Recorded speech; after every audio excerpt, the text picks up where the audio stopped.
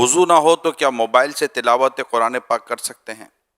وضو نہ ہو تو موبائل سے بھی کر سکتے ہیں اور زبانی بھی کر سکتے ہیں. موبائل میں قرآن پاک ہو تو کیا موبائل واش روم میں بھی لے جا سکتے ہیں؟ موبائل میں قرآن کریم ایکچولی ہوتا نہیں ہے. جب اس کو آن کرتے ہیں، مخصوص بٹن دباتے ہیں، اس کا جو بھی ٹچ کرتے ہیں، تو اس وقت یہ نظر حروف آتے ہیں، یہ عکس ہے. اوریجنل لکھائی تو ویسے بھی نہیں ہے. یہ اصل ادب بے ادبی کا تعارف اکثر اس پہ ہوتا ہے عرف پر. عرفاً اس میں کوئی مطلب ہے نہیں کہ بے ادبی اس کو بولتا نہیں ہے. باہر رکھیں گے تو پھر کسی چور لاکو کا کام ہو جائے گا نا، قیمتی چیز ہے.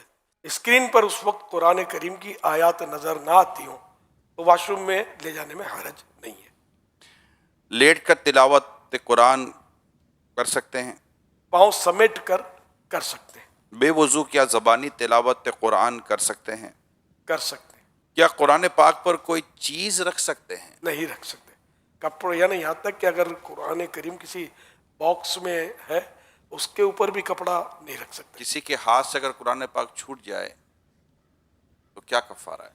کوئی کفارہ نہیں ہے، کیونکہ جان بوجھ کر مسلمان ایسا کر نہیں سکتا. نعوذ باللہ کسی نے حقارت کے ساتھ قرآن شریف زمین پر دے مارا وہ تو کافر ہو جائے گا. لیکن یہاں جو زمین ہاتھ سے نکل گیا اور زمین پر آ گیا قرآن کریم، تو مسلمان تو گھبرا جاتا ہے، یہ اب کیا کفارہ ہے پوچھنے نکلتا ہے. کفارہ نہیں ہے کوئی اس کا، گناہ بھی نہیں ہے، کیونکہ یہ خود بیچارہ پریشان ہو گیا، جان بوجھ کر تو اس نے کیا ہی نہیں. اٹھاتے ہیں اور چومتے بھی ہیں اور گھبرا بھی جاتے ہیں اور یہ بالکل. ساری چیزیں ہوتی ہیں. یہ ایمان کی مضبوطی کی علامت ہے اور خوف خدا کی بہت پیاری نشانی ہے کہ اللہ کا کلام، میرے رب کا کلام، یہ کس سے نیچے آ گیا. کیا گندے کپڑوں میں تلاوت کر سکتے ہیں؟ بچنا چاہیے.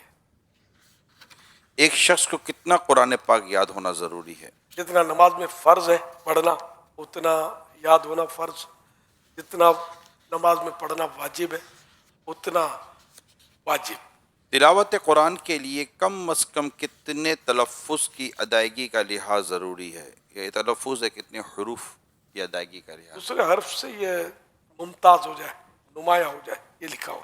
لیکن یہ کہ جو قاریوں نے حرف کی صورتیں بیان فرمائی ہیں، اس طرح نکالنے کی ہر ایک کو کوشش کرنی چاہیے، یعنی کہ اتنا قرآن درست ہو کہ جس کے بارے میں ما یجوز بہ الصلاۃ، جس سے نماز درست ہو سکے. یہ ہر ایک پر یہ لازم ہے، اتنا درست ہو. اب سین اور شین کا فرق نہیں کرتے، عین الف کا فرق نہیں کرتے، ہا حا کا بھی فرق نہیں کرتے. بھاری تعداد ایسوں گی جو فرق نہیں کرتے. اعلیٰ حضرت امام احمد اللہ خان رحمۃ اللہ علیہ فرماتے ہیں اتنی تجوید سیکھنا کہ ہر حرف دوسرے حرف سے صحیح ممتاز ہو فرض عین ہے، بغیر اس کے نماز قطعاً باطل ہے. کوئی بزرگ کرسی پر بیٹھے ہیں یا کوئی بھی شخص کرسی پر بیٹھے ہوئے ہیں، کیا زمین پر بیٹھ کر قرآن کریم کی تلاوت کر سکتے ہیں؟ بے ادبی ہے.